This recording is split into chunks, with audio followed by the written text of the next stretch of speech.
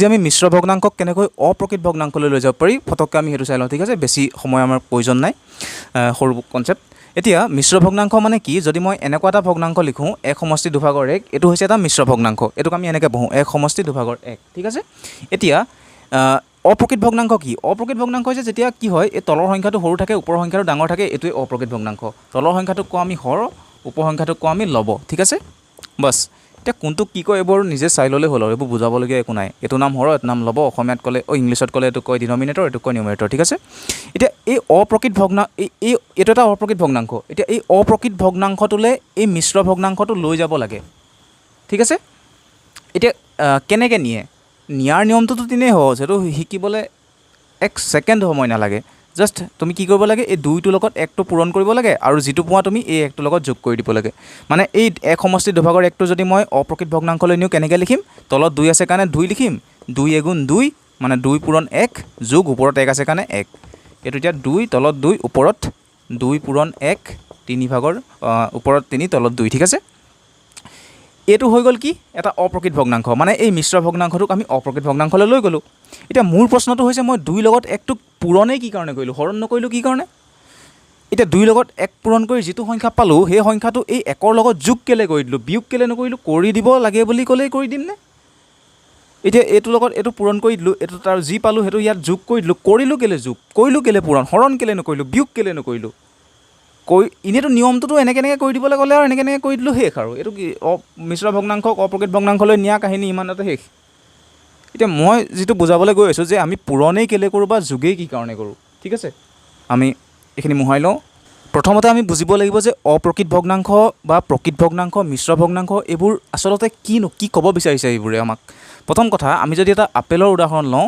মই সদায় আপেলৰ উদাহৰণ দিয়ে বুজাওঁ সৰু সৰু ল'ৰা ছোৱালীবোৰক ঠিক আছে এতিয়া তলৰ সংখ্যাটো যদি মই 2 ৰাখোঁ ওপৰৰ সংখ্যাটো 3 ৰাখোঁ ইয়াৰ অৰ্থটো হৈছে কি যে আপেল এটাৰ মই 3 টুকুৰা আপেল খাইছোঁ এই ওপৰৰ সংখ্যাটোৱে কি বুজাব মই কেই টুকুৰা আপেল খাইছোঁ মানে মই 3 টুকুৰা আপেল খাইছোঁ এতিয়া মই যদি কওঁ মই এটুকুৰা আপেল খালোঁ এই বাক্যটোৰ কি অৰ্থ আছে মই এটুকুৰা আপেল খালোঁ মানে কি মই আপেলটো 5 টুকুৰা কৰি তাৰে সমানে 5 ভাগ কৰি তাৰ এডোখৰ খালোঁ নে মই আপেলটো সমানে 20 ডোখৰ কৰি তাৰ পৰা মই এটুকুৰা উঠাই আনিলোঁ মই এটুকুৰা আপেল খালোঁ বুলি মই যদি কওঁ সেই তুমি কি বুজি পাবা যে মই কিমান ডাঙৰ আপেল খালোঁ সেই টুকুৰাটো কিমান ডাঙৰ যদি মই আপেল এটা দুটুকুৰা কৰোঁ তাৰে এটুকুৰাক মই এফাল বুলি ক'ম এতিয়া মই এটুকুৰা আপেল খালোঁ এটুকুৰা আপেল খালোঁ তাৰ অৰ্থই নাই যে কিমান ডাঙৰ আপেল খালোঁ কিমান ডাঙৰ টুকুৰা মই কেনেকৈ গম পাম গতিকে এই সংখ্যাটোৱেতো ঠিকেই বুজালে যে মই 3 টুকুৰা আপেল খালোঁ এতিয়া প্ৰতি টুকুৰা আপেলৰ ছাইজটো কিমানটো হ'ব সেইটো কোনটোৱে ক'ব কোনটো আমাক নাম্বাৰ থাকিলে এই দুইটোৱে ক'ব যে এটা আপেল মই সমানে কিমান ভাগ কৰিলোঁ আৰু মানে কিহৰ কিমান ভাগ কৰিলোঁ এইটোৱে ক'ব যে মই আপেল কেই টুকুৰা খালোঁ ই কৈছে মোক আপেল মই 3 টুকুৰা খালোঁ এতিয়া প্ৰতি টুকুৰা আপেলৰ ছাইজটো কিমান ডাঙৰ এটা হ'ব সেইটো কাৰ ওপৰত নিৰ্ভৰ কৰিব এই তলৰ সংখ্যাটোৰ ওপৰত এতিয়া তলৰ সংখ্যাটো 2 আছে গতিকে ই বুজাইছে যে এটা আপেল মই সমানে 2 টুকুৰা কৰিছোঁ তাৰে এটুকুৰাৰ সমান ছাইজৰ মই 3 টুকুৰা আপেল খালোঁ এই ভগ্নাংশটোৰ অৰ্থটো এইটোতো হৈ গ'ল আমাৰ এটা অপ্ৰকৃত ভগ্নাংক এতিয়া আমাক এটা মিশ্ৰ ভগ্নাংকই কি কয় সেইটো ভাষাত যদি বুজিবলৈ যাওঁ এইটো যদি মই লিখি দিওঁ এটা মিশ্ৰ ভগ্নাংক ইয়াৰ অৰ্থটো হৈছে কি এই একটোৱে এইটো বুজাইছে যে মই সম্পূৰ্ণ আপেল এটা খালোঁ কি খালোঁ মই সম্পূৰ্ণ আপেল এটা খালোঁ এতিয়া এই মিশ্ৰ ভগ্নাংকটোক আমি 1 সমষ্টি 2 ভাগৰ 1 বুলি যে পঢ়োঁ আমি এনেকৈও লিখিব পাৰোঁ 1 যোগ 2 ভাগৰ 1 ঠিক আছে এইটো আমি এনেকৈ নিলিখি মাজত যোগ চিন্তা দিও লিখিব পাৰোঁ কথাটো একেই এতিয়া এই একটোৱে বুজাইছে যে মই সম্পূৰ্ণ আপেল এটা খালোঁ মাজত যোগ কাৰণ এইটোক আমি এনেকৈও লিখিব পাৰোঁ এতিয়া এই 2 ভাগৰ 1টোৱে কি বুজাব একেটা কথাই যে মই আৰু এটুকুৰা আপেল খালোঁ কি খালোঁ মই আৰু এটুকুৰা আপেল খালোঁ আৰু সেই আপেল টুকুৰাৰ ছাইজটো কিমান ডাঙৰ আপেলৰ টুকুৰাটো আছিলে যে এটা আপেল সমানে 2 টুকুৰা কৰি তাৰে এটুকুৰা সমান ছাইজৰ মই আপেল এটুকুৰা খালোঁ আৰু মই সম্পূৰ্ণ আপেল এটা খালোঁ 1 সমষ্টি 2 ভাগৰ 1 ভগ্নাংশটোৰ অৰ্থটো হৈছে সেইটো ঠিক আছে কাৰণ এতিয়া ইয়াত যে আছে ইয়াত কি হ'ব মানে আপেল মই এটা আপেল সমানে 2 ভাগ কৰিছিলে 2 ভাগ কৰি তাৰে মই এভাগ খালোঁ এই দুইটো আছে কাৰণে সমানে আপেল 2 ভাগ কৰিছিলে 2 ভাগ কৰি তাৰে মই এভাগ খালোঁ কাৰণ এটুকুৰা আপেলে খাইছোঁ মই ঠিক আছে গতিকে এই টুকুৰা আপেল মই নাই খোৱা এই টুকুৰা নাই খোৱা গতিকে এটা আপেল আৰু মই এফাল আপেল খালোঁ মানে 1 সমষ্টি 2 ভাগৰ 1 ভগ্নাংশটোৰ অৰ্থটো হৈছে সেইটো ঠিক আছে এতিয়া চাবা মোহাই লৈছোঁ ৰ'বা এতিয়া মোৰ ওচৰত যদি এটা মিশ্ৰ ভগ্নাংক থাকে ধৰি ল'লোঁ মই 2 সমষ্টি 3/2 এনেকুৱা এটা যদি মোৰ ওচৰত মিশ্ৰ ভগ্নাংশ থাকে, এতিয়া মই এই ভগ্নাংশটোক অপ্ৰকৃত ভগ্নাংশলৈ লৈ যাব লাগে, এই অপ্ৰকৃত ভগ্নাংশলৈ। তেতিয়া মই কৈছোঁ যে মই 3 লগত 2টো পূৰণেই কি কাৰণে কৰোঁ। এতিয়া মই তোমালোকক আগতেই ক'লোঁ যে মোৰ ওচৰত যেতিয়া কি বুলি কয় এটা অপ্ৰকৃত ভগ্নাংশ থাকিব, তেতিয়া কি হ'ব, এই ওপৰৰ সংখ্যাটো ডাঙৰ হ'ব, তলৰ সংখ্যাটো সৰু হ'ব। এইটোৱে অপ্ৰকৃত ভগ্নাংশৰ ৰূপ। এতিয়া এই ওপৰৰ সংখ্যাটোৱে কি বুজায় যে মই আপেলৰ টুকুৰা কেইটা খালোঁ। এই ভগ্নাংশটোৱে কি বুজাইছে, মই আপেলৰ টুকুৰা কেইটা খালোঁ বুলি বুজাইছে। 8টা মই আপেলৰ টুকুৰা খালোঁ। তো 1 2 3 4 5 6 7 8 8টা মই আপেলৰ টুকুৰা খালোঁ। এতিয়া এই এটুকুৰা মই কৈছোঁ এটুকুৰা আপেল খালোঁ বুলি ক'লে নহ'ব, টুকুৰাটোৰ ছাইজটো আমি গম পাব লাগিব। তো ছাইজটো কেনেকৈ গম পাম যে এটা আপেল কি কৰিছে, সমানে 3 ভাগ কৰি তাৰে এভাগত যিমান আপেল থাকে সিমান ছাইজৰ মই তাৰমানে 8 টুকুৰা আপেল খাইছোঁ। ক্লিয়াৰ? ঠিক আছে। এতিয়া যদিহে এটুকুৰা মই খোৱা আপেলৰ ছাইজটো এটা আপেল সমানে 3 ভাগ কৰিলে এভাগত যিমান পৰে সিমান হয়, তেতিয়াহ'লে মই যদি 3 টুকুৰা আপেল লগাই দিওঁ, তেতিয়াহ'লে আৰু এটা আপেল মই গোটা আপেল পাই যাব লাগে। কাৰণ এটা আপেল 3 টুকুৰা কৰিলে তাৰে সমানকৈ 3 টুকুৰা কৰিলে তাৰে এটুকুৰাত যিমান আপেল থাকে সিমান ছাইজৰেতো আপেল খাইছোঁ মই 8 টুকুৰা। গতিকে মই খোৱা আপেল 8 টুকুৰাৰ 3 টুকুৰা আপেল লগাই দিলেও মানুহে আপেল এটা বনাব পাৰিব, মানে এটা আপেলৰ লেখীয়াই হৈ যাব। গতিকে মই 3 টুকুৰা আপেল লাগি কি কৰিলোঁ, এটা আপেল। ঠিক আছে। আৰু 3 টুকুৰা মই লগাই দিলোঁ, মই আৰু এটা আপেল বনাব পাৰিলোঁ। ঠিক আছে। গতিকে মই সম্পূৰ্ণ আপেল মানে 2টা খালোঁ। 8 টুকুৰা মই যে খালোঁ 8 টুকুৰা আপেল, তাৰ অৰ্থটো হৈছে মই সম্পূৰ্ণ আপেল মানে 2টা খালোঁ। কাৰণ মোৰ প্ৰতি টুকুৰা আপেলৰ ছাইজটো আছিলে এটা আপেল সমানে 3 ভাগ কৰি এভাগৰ সমান। গতিকে মই 3 ভাগ একেলগে লৈ ল'লে মোৰ এটা আপেলেই পাই যাওঁ। গতিকে মই সম্পূৰ্ণ আপেল কেইটা খালোঁ, এই ভগ্নাংশটোৰ মতে 2টা মই সম্পূৰ্ণ আপেল খালোঁ। ঠিক আছে, মই 2টা সম্পূৰ্ণ আপেল খালোঁ। আৰু মই কি খালোঁ, আৰু 2 টুকুৰা এক্সট্ৰা আপেল খালোঁ। আৰু 2 টুকুৰা এক্সট্ৰা আপেল খালোঁ মানে মই ওপৰত মই কি লিখিম, 2 লিখিম। এতিয়া সেই 2 টুকুৰা এক্সট্ৰা আপেলৰ ছাইজটো কিমান আছিলে, এটা আপেল সমানে 3 ভাগ কৰি তাৰে এভাগৰ সমান আছিলে। গতিকে সেই ছাইজটো বুজাবলৈ মই তলত 3 লিখি দিম। এতিয়া এইটোকে মই মাজত যোগ চিনটো উঠাই ডাইৰেক্ট মই এনেকৈ লিখি দিব পাৰোঁ, এই মিশ্ৰ ভগ্নাংশটোৱে এইটো নহয়নে।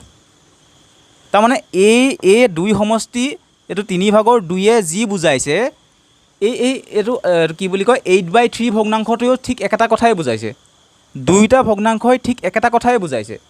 এতিয়া মই মিশ্ৰ ভগ্নাংশ এটা যদি মোৰ ওচৰত থাকে, ধৰা মোহাৰি লৈছোঁ ৰ'বা।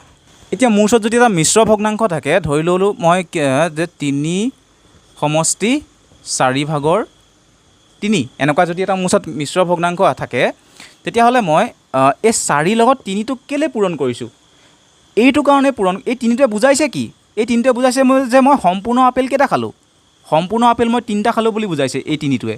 যেনেকৈ 1টোৱে সম্পূৰ্ণ আপেল 1টা খালোঁ বুলি বুজাইছিলে, এই ভগ্নাংশটো 3টোৱে বুজাইছে মই সম্পূৰ্ণ আপেল 3টা খালোঁ, যোগ আৰু মই 3 টুকুৰা আপেল খাইছোঁ, আৰু প্ৰতি টুকুৰা আপেলৰ ছাইজটো হৈছে এটা আপেল সমানে 4 ভাগ কৰিলে তাৰে এভাগৰ সমান। সেইকাৰণে মই তলত 4 লিখিছোঁ। ঠিক আছে। মানে মই আৰু 3টা আপেল আৰু মই 3 টুকুৰা এক্সট্ৰা আপেল খাইছোঁ, আৰু প্ৰতি টুকুৰাৰ ছাইজটো গম পাবৰ কাৰণে মই তলত 4টো ৰাখিছোঁ। 4টোৱে বুজাইছে যে প্ৰতি টুকুৰাৰ ছাইজটো সিমান ছাইজৰ আপেল যেতিয়া এটা আপেল সমানে 4 ভাগ কৰোঁ তাৰে এভাগৰ সমান। ঠিক আছে।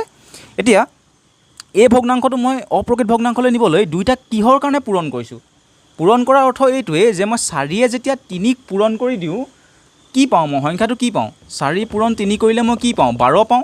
ঠিক আছে। মানে এতিয়া মই এই ভগ্নাংশটোত কেনেকৈ কৈছোঁ, মই মানুহজনক কেনেকৈ কৈছোঁ যে মই 3টা আপেল গোটা আপেল খালোঁ, আৰু মই 3 টুকুৰা আপেল খালোঁ, আৰু প্ৰতি টুকুৰাৰ ছাইজটো আছিলে এটা আপেল সমানে 4 ভাগ কৰিলে যিমান হয় সিমানৰ সমান।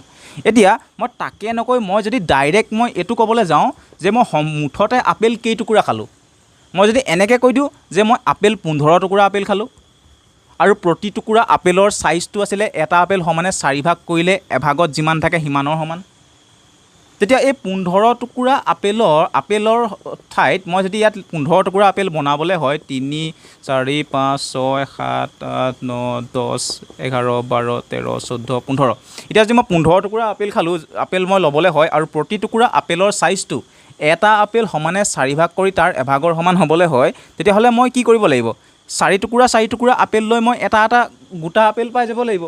ঠিক আছে। গতিকে 4 টুকুৰা এই 15 টুকুৰাৰ ভিতৰত মই 4 টুকুৰা যদি আপেল লৈ লওঁ এটা গোটা আপেল পাই গ'লোঁ, আৰু এই 4 টুকুৰা লৈ ল'লে মই আৰু এটা গোটা আপেল পাই গ'লোঁ, আৰু যদি মই 4 টুকুৰা লৈ লওঁ আৰু এটা মই গোটা আপেল পাই গ'লোঁ। মানে মই গোটা আপেল ইয়াত কেইটা পালোঁ, 1 2 3টা মই ইয়াত গোটা আপেলেই পালোঁ।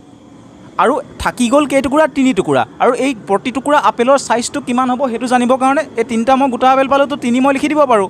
আৰু যোগ আৰু প্ৰতি টুকুৰা এক্সট্ৰা আপেলৰ চাইজটো জনাবৰ কাৰণে 3 টুকুৰা আপেল আছে বুলি জনাবৰ কাৰণে ওপৰত 3 লিখিম, আৰু এক্সট্ৰা আপেলটো চাইজটো জনাবৰ কাৰণে প্ৰতি টুকুৰা আপেলৰ তলত মই কি লিখিম, 4, যে এটা আপেল 4 ভাগ কৰিলে তাৰে এভাগৰ সমান চাইজৰ 3 টুকুৰা আপেল মোৰ ওচৰত আৰু এক্সট্ৰা খালোঁ। ঠিক আছে, এতিয়া এই 3ৰ লগত 4ৰ লগত 3 যেতিয়া পূৰণ কৰি দিওঁ, আমি এই 3টা গোটা আপেলক সমানে এটুকুৰা এটুকুৰা মানে 4 টুকুৰা কৰি এটা আপেল সমানে 4 টুকুৰা কৰি ল'লোঁ প্ৰথমতে। এতিয়া এই 3টোৰ লগত যেতিয়া 4টো পূৰণ কৰি দিওঁ, তেতিয়া আমি এই 3টা আপেল মুঠতে কেই টুকুৰা বনিব সেইটো পাই যাওঁ। মানে যিহেতু এই ভগ্নাংশটোৰ মতে এটা আপেল 4 টুকুৰা কৰিলে এই 15 টুকুৰা আপেল প্ৰতি টুকুৰাই ইটো টুকুৰাৰ লগত সিটো টুকুৰা সমান। ঠিক আছে, গতিকে প্ৰথম কথা হৈছে যে 4টোৰ লগত 3টো পূৰণ কৰি দিওঁ, এই 3টা গোটা আপেল হৈ নাথাকে আৰু মানে এই 3টা গোটা আপেল কি হৈ যায়, ভাগ টুকুৰা টুকুৰা হৈ যায়। মুঠতে আমি 3টা গোটা আপেলক আমি 3টা গোটা আপেল বুলি নকৈ পেলাই 12 টুকুৰা আপেল বুলি কৈ দিওঁ মানে। আৰু যিহেতু ওপৰত 3 টুকুৰা আপেল অলৰেডি খাই আছোঁ, সেইকাৰণে 12 টুকুৰা 12ৰ লগত আমি কি কৰিব লাগিব, 3টো যোগ কৰিব লাগিব, তেতিয়া আমি পাম ওপৰত 15 টুকুৰা আপেল, আৰু তলত প্ৰতি টুকুৰা আপেলৰ চাইজটো জনাবৰ কাৰণে আমি 4 এটা লিখিব লাগিব। ঠিক আছে, এইটো সেইকাৰণে আমি 4ৰ লগত 3টো পূৰণ কৰিব লাগে, আৰু পূৰণ কৰি যিটো পাওঁ এই 3টোৰ লগত এইটো কাৰণে যোগ কৰিব লাগে। 4ৰ লগত 3টো পূৰণ কৰি দিয়া মানেই এই 3টা গোটা আপেলক আমি টুকুৰা টুকুৰাকৈ ভাগ কৰি পেলালোঁ।